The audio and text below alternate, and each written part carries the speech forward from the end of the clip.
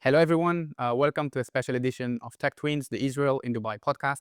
With us today is Eliaz, or is the cousin of former hostage Daniella Gilboa, who was under Hamas captivity in Gaza for 477 days. Thank you, Or, for being with us. Thank you, Achiad. Thank you for inviting me. How do you feel today? I still can't bear, can't take this day. It's been a day that not just me, I think everyone in Israel and all over the world has been hoping and praying for. Myself, I'm a little bit of a skeptical person, so I always was skeptic that this day will happen, that the Hamas will release the living hostages, that we will get to an agreement or in a deal because of the a little bit of hostile environment that's been around, these couple of years. But they come despite my worries. Yeah, and I'm so happy for it. I've been praying for it, and it's so emotionally complicated. I think this day for so many reasons. Yeah, we are all very happy today. Right behind us, we have the hostage wall that Yeah. we've been updating here at the We consulate. did some artwork here, and it's been the happiest I've been to artwork, I think, since the kindergarten, probably. Let's talk about your cousin Daniela. So before October 7th, how was your relationship with her? First of all, Daniela is the eldest daughter of Orly and Ran, my uncles, who's been, they're like my second parents. They've been so good to me and so kind to me. Ran, her father, was working at Hapoel Tel Aviv, so we were like taking me to games and taking me to practices. So he was kind of like my second father, and also Oli, of course, which has been so kind throughout my childhood. And we've seen them, on family occasions, and Daniela especially. We all knew she has a very big talent for music. She was always playing, her piano. She was always singing. So it's been really, really nice and unique, and a really good connection. Yeah, so like a good connection, close family. Yeah, of course. Yeah, Together. some of my closest family, actually. So And when you first heard the news that she's coming finally home, how was the feeling? How did you feel? How did the family feel? yeah, so as I told you, I'm a skeptical person. So I've been skeptical up until the moment I saw the Jeep, the black SUV opening up in Palestine Square in Gaza about 8 months ago. It was, of course, very joyous for me because just a month before we had rumors of her dying. Hamas posted a video of her, all it plays like she was dying in the hope of turning some emotional, making it a little bit emotional in Israel. So we were like mourning for her, almost, consulting rabbis whether we should mourn. You were not sure what to do. Yeah, with the Jewish religion, you need to tear your clothes and you need to go to 7 days of Shiva, of mourning. So we were consulting whether we should do it. So it was very, very tough and emotional for us. And seeing her, we haven't known that she was coming up until the moment she was opening up the Jeep door. Yeah. So we didn't know what to think, but I'll tell you that all the moments throughout those 2 years, from the second on 9 a.m. on October 7th, when her mother sent me a WhatsApp message and telling me that they don't know where her daughter is, and maybe because I've been a journalist for many years in Israel, so I had many connections throughout Israeli journalism. So I was like texting, me and thousands of other people, texting on journalists on October 7th, trying to understand whether she's alive or not, or what's her situation. From that moment on 9 a.m. on October 7th, I think I just tweeted that today is October 8th of 2023. This is what I feel now, that this is the first day after October 7th. That now we are on a new day. And you came to Israel, right? You live in Dubai now, but you came to Israel to finally see her. Yeah, and that also was a thing because there was this deal was with two stages, and we didn't know what stage will Daniela be released. So I was like, you can call it luck, you can call it divine intervention, you can call it whatever you want. But I came to Israel just 2 days before she was released, and I wasn't sure if she was released, but I had this feeling that she's gonna come back home, and she, thank God, came home. And I still, I will tell you, this is the happiest day I had and I will ever be, for sure, here coming home. Yeah, I can definitely manage that. Imagine that. I mean, as you say, it's very difficult. I mean, on October 7th, Daniela was kidnapped. You were trying to find out her situation. During those many months in which Daniela was in captivity, how did you manage to stay hopeful? The thing that held me throughout those times is usually is by making others strong. This is, I think, the best way to be strong, to to help others be strong and to raise up others. And during those months, Orly and Ran and her parents were, did such an amazing job. Orly was more outside, out there, speaking, going to the media, doing those things. Ran, her father, was a little bit more private and left these things to his own. But I think that being there with them, helping them, raising Daniella's name all the time for almost the day, or up until the day she was left, I tweeted every day one of her picture, actually here from Dubai. She was visiting Dubai a few months before October 7th. So she had a nice picture in the Burj Khalifa area. So it's just they tweeted this picture every day, calling to release her. When you finally saw Daniella with your family, Yeah. describe me those moments. Yeah. How do we feel? How was it like? The most amazing moments of my life, for sure. It was day after she was released. The day itself, of course, it was a private day for a family, for a close family, for her parents and also her sister. And we were had the chance to come a day after. She was now all the hostages gonna get this treatment where they had like a closed wing on one of Israel's hospitals. Yeah, where they were surrounded by the most amazing social workers and psychologists and everyone that was trying to to get the best experience after the horrific 477 days she passed. So we were coming there. Of course, we were asked to leave our phones out. It was a private moment. Only Orly, her mother, had the phone. So she was the only one covering this moment for us. We were sitting in a very nice room in this hospital with all of our family, with my grandmother, who had a very, very tough life story. She was coming from Iran when she was 12 years old to Israel. She had a baby stolen from her. She was already, facing this horrific life story of her own, which she's trying to cope all her life from. And now her granddaughter has been kidnapped. So she was taking it very, very tough. She's a very religious woman. She was leading the prayers for that. We were sitting, all of us in a room.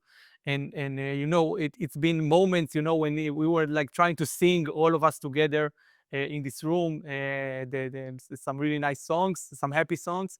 And she came to this room. I was thinking, no, of course not hoping, but I was thinking, I'm going to see a fragile girl, a broken girl, from that horrific time. But I've seen such a strong woman, such a strong individual going out from this room, hugging everyone. We were, all laughing and seeing this hug she had with her grandmother after all these days. It was, the happiest and joyous moments I'll ever have in my life. And but the thing is that, after walking so much time with their parents, after warring from 9 a.m. of October 7th up until a year and 3 months later, I was so, emotionally overflown with whatever I saw there, that I was just crying like a baby. I never cry. You can ask my wife, Hannah, she's here. I cry very rarely, but I cried like a baby over there. It came to a situation where Daniella just stopped celebrating, saw me crying at the corner, and just came up to me and hugged me and said, "What do you have to cry on? I'm at home now." Yeah. I think it shows how strong and how special Daniella is. And I think that we are seeing, over the past 8 months, since she came back, how strong she is. She's working very hard to commemorate her 53 fallen comrades of the base, of Nahal Oz base, that died, that were murdered on that day. She's living her life, trying to reaccumulate herself and coming back to normal life. She united with her amazing partner, Roy, which is such a special human being as well. They also adopted a dog together named Zeke, very cute one. So she's trying to get her life back together and overcome the horrors she saw, and within time, she's interviewing in podcasts, she's talking about it, and you hear what things she's been through on this day and on forward. They've been in a bomb shelter with their friends, and some of it were dying in front of their eyes, and being, to carry this weight around your shoulders for the rest of her life. I think it's an unbearable mission, and we are all there to support her on that. As you said, I mean, of course, for her and for the family, having Daniela as a hostage is very difficult, right? But the journey is not done once she's back, right? I mean, there is healing to go through. Can you tell us a bit about that? How has Daniela been since you returned home? Yeah. How was the family? What is the healing process? Yeah, so luckily, I think that the state of Israel is trying to help as much as it can to help them, overcome and recoup. Mhm. She's been, of course, she had gone through a few months of recovering in an hospital. I think it's 2 or 3 months of recovering. She's been fully, living in a hospital, recouping and getting her life together. So this was one stage, and now, she's trying to travel a lot. She's traveling and seeing the world with her friends, with her family, with her partner, which is very, very nice and fun to see her traveling a lot. She's celebrating her music, which is something that was very dear to her before the service and, of course, after. I mean, She's really hoping to be a singer, and I really hope that she will do that. I think she has all the tools to do it, and I think that the Israeli people are thirsty to hear her singing, and to hear their amazing songs. definitely. One song that she wrote with one of her fallen friends, Aviv Hajjaj, has been top 5 at the Israeli music rankings. She was performing it in Galgalatz, in one of the biggest Israeli radio stations, and her performing of it live with Karina, her friend from the army, has become really successful in the charts. So she's on her way to do it. As I told you, she's been the number one thing for her, I think, was actually two things. The two things it's been number one on her list is getting all the hostages back, which is happening today. Yeah. And she's super, super happy for that. And second of all is remembering and honoring friends, 53 friends dying from Nahal Oz base. I think that Israel has a lot to work on and a lot to repair and fix, especially what happened in Nahal Oz base, the base that she was serving. She just had a podcast talking about her captivity time, and she was emotionally detached during her time in captivity. So I think that this detaching is starting to reattach. And I think that once she's here, she's trying to understand what she's been through all those months. And as I think this is the biggest battle for now to try to overcome and to heal as much as possible. She knows you can never really fully heal out of what she's been through, Of course. but she can understand that she can, forgive and let go for that. So I think this is the things that she's going through right now. You've been here living in the UAE. Yeah. Right. How is it like for you coping from afar?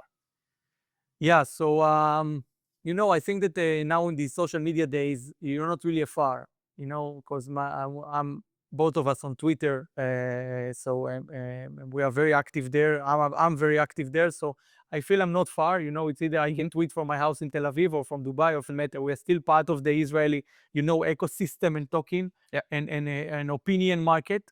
So, but I'll tell you that I think that the UAE, I have only compliments to give to the UAE, and for the time being I'm here for 1 year and a half, almost 2 years. I feel at home like I think nowhere before. I've been traveling all over the world looking for a place to live.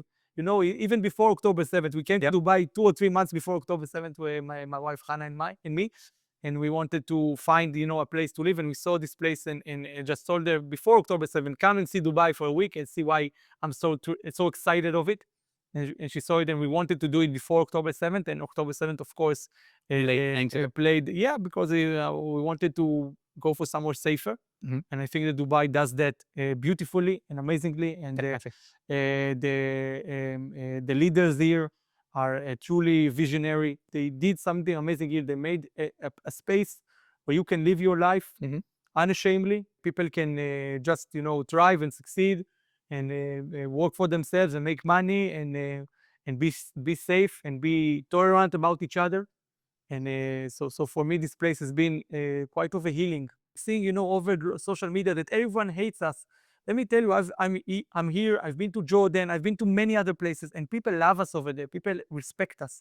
People want us to be their friends. People want us to be their neighbors. I told you, and you know me for quite some time. You know that my biggest dream is taking my car and driving to Saudi Arabia.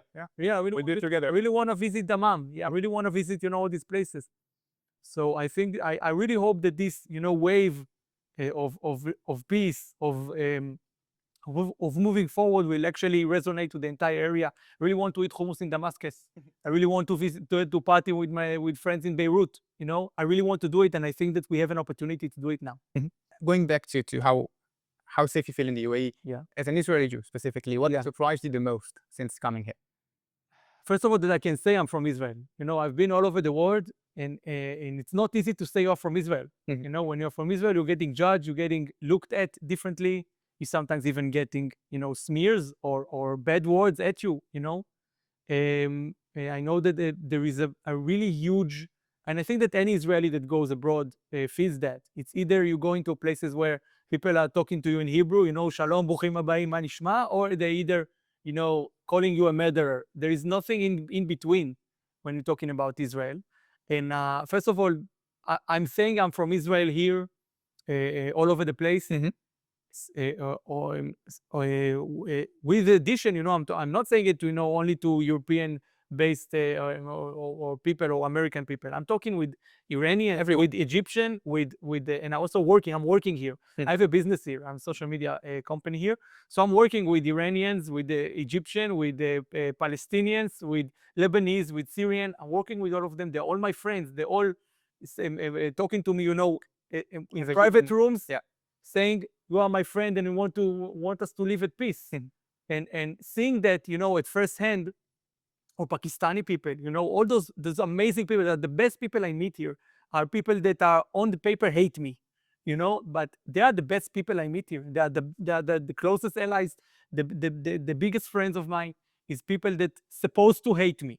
And I think Dubai gives some sort of a place for people from all over Asia, all over the Arab world, all over the world actually, to meet and actually talk like human beings to each other. And I'm really fascinated from it. Dubai is definitely Yeah, it the is. bridge. Definitely. And Daniella's story and your family story. What do you think that the story represents? I think that Daniella never asked to be a hero.